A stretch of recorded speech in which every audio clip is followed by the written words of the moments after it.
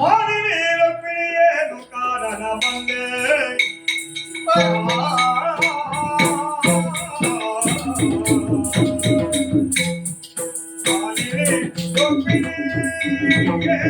ಕಾರಣ ಬಂದೆ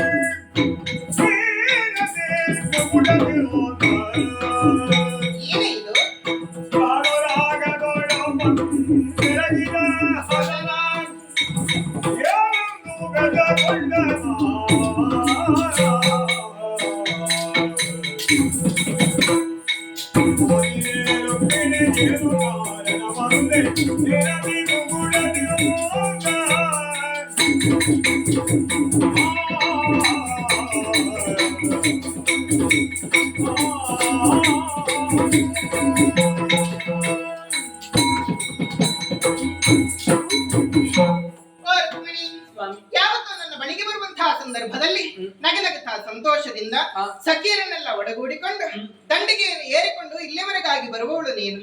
ಆದರೆ ಇಂದಿನ ದಿವಸ ಹಾಗಲ್ಲ, ಮುಖವನ್ನು ಉಬ್ಬರಿಸಿಕೊಂಡಿದ್ದೀಯ, ಜೊತೆಗೆ ಮಗನಾದಂತಹ ಮನ್ಮಥನನ್ನು ಕರೆದುಕೊಂಡು ಬಂದಿದ್ದೀಯ. ಯಾಕೆ ಹೀಗೆ? ಏನಾಯ್ತು ನಿನಗೆ?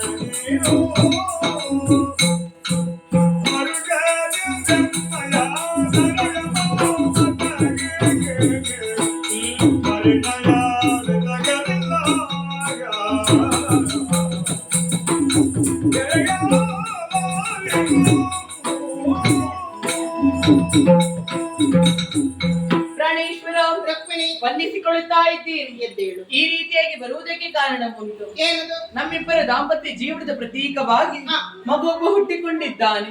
ಮನ್ಮಥ ಎನ್ನುವಂತ ಹೆಸರನ್ನಿಟ್ಟಿದ್ದೇವೆ. ಹೌದು. ನೋಡಿ, ಇಂತಿ ಮಗನನ್ನು ಭುಜದೆತ್ತರಕ್ಕೆ ಬೆಳೆದಿದ್ದಾನೆ, ಪ್ರಾಯ ಪ್ರಬುದ್ಧನಾಗಿ ಬೆಳೆದಿದ್ದಾನೆ.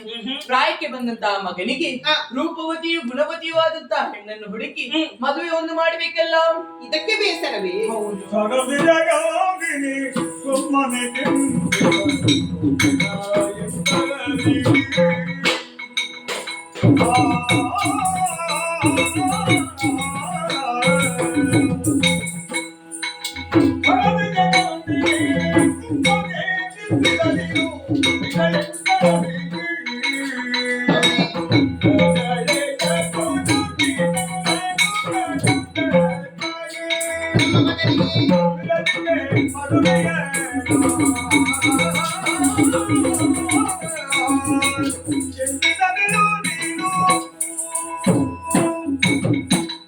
ಮಗನಿಗೆ ಮದುವೆ ಮಾಡಲಿಲ್ಲ ಅಂತ ಬೇಸರವೇ?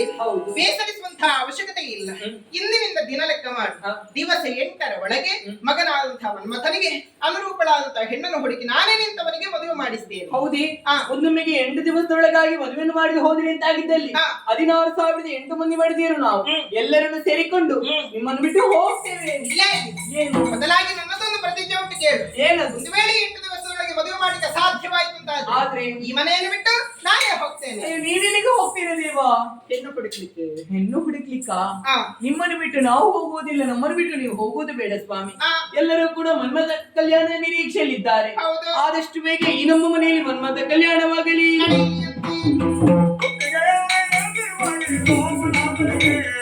ಜಯ